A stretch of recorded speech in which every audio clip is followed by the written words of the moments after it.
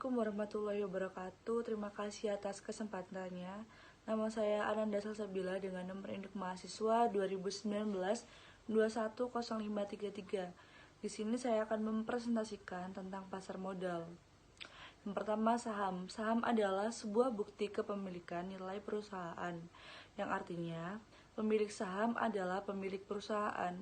Semakin besar saham yang dimiliki, maka semakin besar kekuasaannya di perusahaan tersebut. Keuntungan yang diperoleh dari saham dikenal dengan nama dividen. Selanjutnya yaitu jenis saham. Jenis saham yang akan saya jelaskan ada dua, yaitu yang pertama saham biasa dan yang kedua ada saham preferen. Yang pertama saham biasa atau common stock, yaitu jenis saham yang merupakan saham yang bisa diklaim menurut laba rugi yang terjadi di perusahaan, di mana dalam distribusi dividen dari penjualan aset perusahaan, pemegang saham menjadi prioritas terakhir. Terdapat keterbatasan pemegang saham dalam hal-hal yang terjadi di perusahaan, atau pemilik saham ini memiliki hak untuk memperoleh dividen akan didahulukan lebih dahulu kepada saham preferen. Begitu pula dengan hak terhadap harta apabila perusahaan likuidasi. Ciri-ciri saham biasa yaitu yang pertama ada terdapat keterbatasan tanggung jawab pemegang saham. Kedua ada dalam memiliki dewan komisaris, seluruh pemegang saham biasa memiliki hak suara. Yang ketiga, ketika perusahaan menerbitkan saham baru, maka hak pemegang saham diutamakan.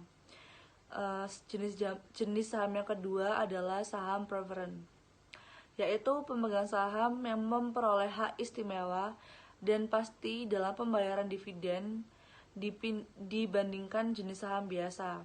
Pemegang saham ini memiliki hak untuk lebih tinggi jika dibanding dengan saham biasa. Oleh sebab itu, saat likuidasi, maka hak yang dimiliki para pemegang saham akan mendapatkan sisa aset perusahaan sebelum pemegang saham biasa. Ciri-ciri dari saham preferen ini, yang pertama itu memiliki hak yang lebih tinggi, yang kedua memiliki beberapa tingkatan, yang ketiga dividen kumulatif, yang keempat dalam RUPS tidak memiliki hak suara, yang kelima pembagian dividennya lebih didahulukan, dan yang terakhir saat perusahaan gulung tikar, maka pembagian sisa asetnya akan lebih didahulukan. Selanjutnya yaitu return saham. Apa sih return saham itu? Yaitu tingkat keuntungan yang dimiliki oleh pemodal atas suatu investasi yang dilakukannya. Return saham itu yang pertama ada capital gain. Menurut capital gain adalah keuntungan yang penting bagi pemilik saham yang merupakan laba atau keuntungan yang didapat dari selisih harga jual saham yang lebih tinggi daripada harga beli. Maka keuntungan untuk setiap investor atau pemegang saham tergantung dari ukuran atau jumlah saham yang dimiliki. Selanjutnya yaitu dividen, yaitu keuntungan yang kedua bagi pemilik saham, yaitu merupakan laba atau keuntungan yang didapatkan dari distribusi dividen tunai emiten. Saat membeli saham dari emiten yang memiliki kinerja pendapatan yang baik, maka akan memperoleh penghasilan tambahan. Selanjutnya yaitu resiko saham. Ada beberapa resiko saham. Yang pertama, tidak ada dividen, yang kedua capital loss, yang ketiga pailit, dan yang terakhir dilusi.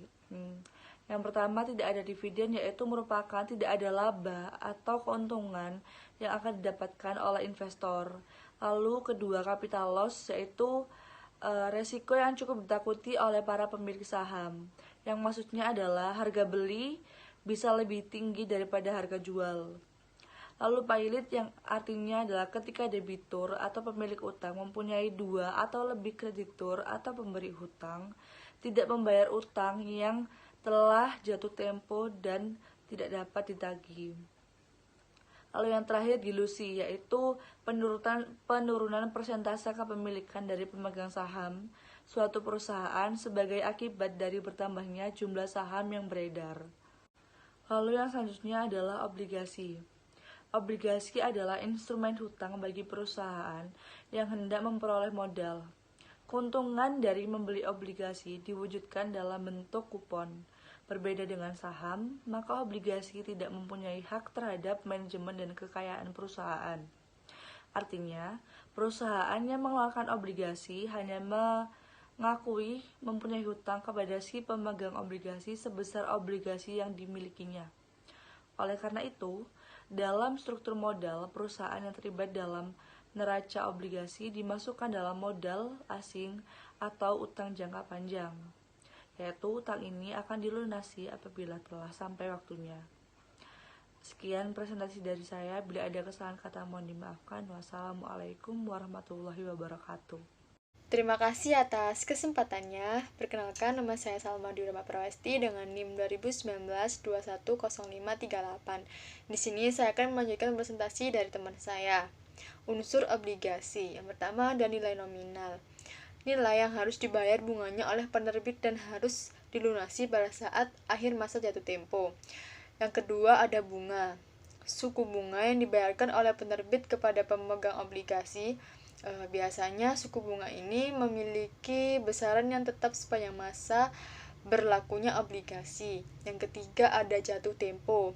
Suatu tanggal yang ditetapkan di mana pada saat tersebut penerbit wajib untuk melunasi nilai nominal atau nilai pokok dari obligasi. Lalu yang kedua ada jenis obligasi. Yang pertama, obligasi korporasi. Obligasi berupa surat utang yang diterbitkan oleh korporasi Indonesia, baik BUMN maupun korporasi lainnya. Yang kedua ada obligasi negara. Obligasi dalam bentuk surat utang negara yang diterbitkan oleh pemerintah Republik Indonesia.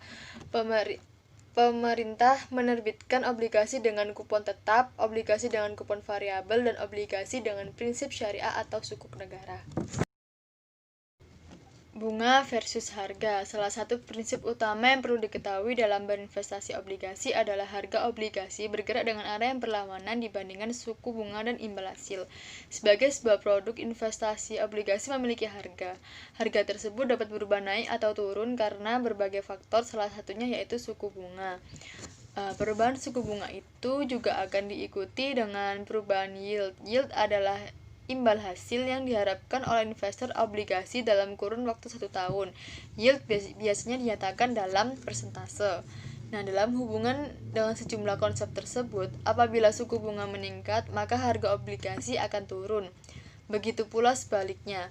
Sejalan dengan hal tersebut, apabila harga obligasi turun, maka yield obligasi akan meningkat. Hubungan ini dikenal dengan nama resiko suku bunga atau interest rate risk, atau salah satu resiko yang dihadapi oleh investor obligasi. Manfaat obligasi. Yang pertama ada bunga. Obligasi memiliki sejumlah bunga yang biasanya akan dibayarkan secara reguler oleh pihak penerbit, di mana waktu pembayaran dan besaran bunga ini biasanya telah ditentukan pada sertifikat obligasi itu sendiri. Yang kedua ada capital gain, selisih yang terdapat antara nilai obligasi dengan harga jual obligasi tersebut di pasaran. Lalu yang ketiga ada hak prioritas. Saat perusahaan bangkrut atau dilikuidasi oleh pihak ketiga, maka investor pemegang obligasi akan memiliki hak klaim pertama terhadap aktiva perusahaan tersebut. Obligasi konversi. Obligasi konversi yaitu suatu jenis obligasi yang dapat dikonversikan menjadi saham dari perusahaan penerbit obligasi dan biasanya pada rasio pertukaran yang sudah ditentukan terlebih dahulu pada penerbit obligasi tersebut. Jenis-jenis obligasi konversi yang pertama ada obligasi tukar.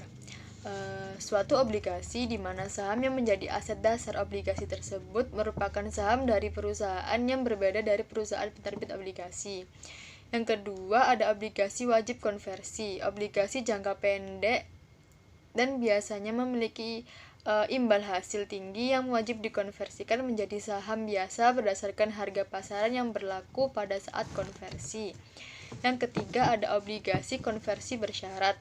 Obligasi konversi dengan persyaratan bahwa investor hanya diperkenankan untuk melakukan konversi obligasinya menjadi saham perusahaan apabila harga saham yang berlaku di pasar modal mencapai persentase tertentu di atas harga konversi. Lalu yang keempat ada obligasi konversi saham preferen. Seperti obligasi biasa namun memiliki peringkat senioritas lebih rendah dalam struktur permodalan. Terima kasih. Assalamualaikum warahmatullahi wabarakatuh. Terima kasih atas kesempatannya. Nama saya Abdullah Riri Surmawati dengan NIM 2019-210-551. Di sini saya akan melanjutkan presentasi dari rekan saya dan menjelaskan mengenai proses pasar perdana. Pertama, penawaran perdana suatu saham atau obligasi suatu perusahaan kepada investor publik dilakukan melalui penjamin emisi dan agen penjual. Tata cara pemesanan saham atau obligasi seperti harga penawaran, jumlah saham yang ditawarkan, masa penawaran, dan informasi lain yang penting harus dipublikasikan di surat berharga berskala nasional dan juga dibagikan ke publik dalam bentuk prospektus. Yang kedua yaitu investor yang berminat dapat memesan saham atau obligasi dengan cara menghubungkan penjamin emisi atau agen penjual dan kemudian mengikuti prosedur yang telah ditetapkan. Ketiga yaitu investor kemudian melakukan pemesanan saham atau obligasi tersebut dengan disertai pembayaran. Dan keempat, penjamin emisi dan agen penjual mengumumkan hasil penawaran umum tersebut kepada investor yang telah melakukan pemesanan. Yang kelima yaitu proses penjatahan saham atau obligasi, biasanya disebut dengan allotment kepada investor yang telah memesan, dilakukan oleh penjamin emisi dan emiten yang telah mengeluarkan saham atau obligasi. Dalam proses penjatahan ini ada beberapa istilah yang harus diperhatikan, yakni undersubscribed adalah kondisi di mana total saham atau obligasi yang dipesan oleh investor kurang dari total saham atau obligasi yang ditawarkan. Dalam kondisi ini, semua investor akan mendapatkan saham atau obligasi sesuai dengan jumlah yang dipesannya.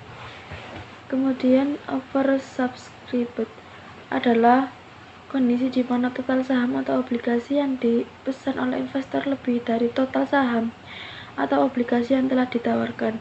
Dalam kondisi ini dapat kemungkinan investor mendapatkan saham atau obligasi kurang dari jumlah yang dipesan atau bahkan tidak mendapatkan sama sekali. Apabila jumlah saham atau obligasi telah menjadi oversubscribed, maka kelebihan dana investor akan dikembalikan atau refund. Yang terakhir yaitu saham atau obligasi tersebut kemudian didistribusikan kepada investor melalui penjamin emisi dan agen penjual. Selanjutnya saya akan menjelaskan proses penjatahan. Dalam periode penawaran lebih dari 3 hari kerja, dilakukan penjamin emisi dan perantara perdagangan efek. Kemudian penjatahan kurang dari 3 hari kerja dilakukan oleh penjamin emisi, emiten, dan biro administrasi efek. Dan refund dan distribusi saham kurang dari 2 hari kerja dilakukan oleh penjamin emisi, KPEI, dan KSEI. Yang terakhir adalah pencatatan di bursa efek. Kemudian saya menjelaskan skema pasar sekunder saham. Sebelum dapat melakukan transaksi, investor harus menjadi nasabah di salah satu perusahaan efek. Selanjutnya, investor tersebut harus mendepositokan sejumlah uang tertentu sebagai jaminan bahwa nasabah tersebut layak melakukan jual beli saham. Proses perdagangan atau transaksi saham atau obligasi di pasar sekunder diawali dengan order atau pesanan untuk harga tertentu. Perdagangan saham di BEI harus menggunakan satuan perdagangan round lot efek atau kelipatannya, yaitu 500 efek. Yang terakhir, pesanan jual atau beli oleh para investor dari berbagai perusahaan sekuritas akan bertemu di lantai bursa. Setelah terjadi pertemuan atau match antar order tersebut, maka proses selanjutnya adalah proses terjadinya transaksi.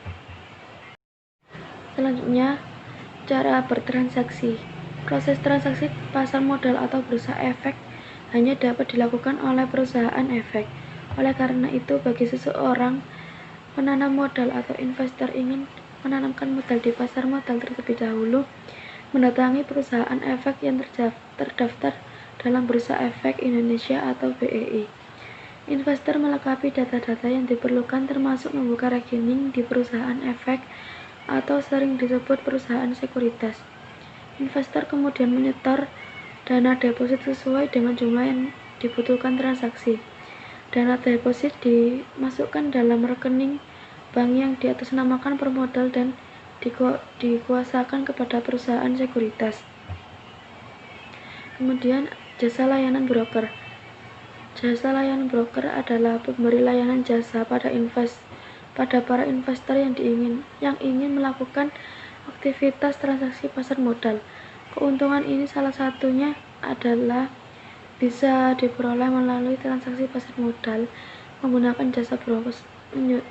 jasa broker adalah salah satu kepuasan penting dalam mengambil oleh para pemilik modal dalam berinvestasi. Selanjutnya ada strategi investasi. Strategi investasi bisa dikatakan berhasil bila mencapai apa yang sudah direncanakan. Setiap strategi investasi tidak terikat pada satu kondisi saja. Karenanya, kemampuan investor melakukan penilaian terhadap satu kondisi pasar dan membandingkannya dengan saham yang dimiliki menjadi tolak ukur keputusan dan manuver apa yang investor dapat lakukan. Ada beberapa macam strategi. Yang pertama ada membeli di pasar perdana, menjual di pasar sekunder. Kedua, membeli secara merata saham proporsional. Ketiga, membeli dan menahan saham sebelum dijual. Keempat, membeli saham sesuai sektornya. Kelima, sektor koreksi saham.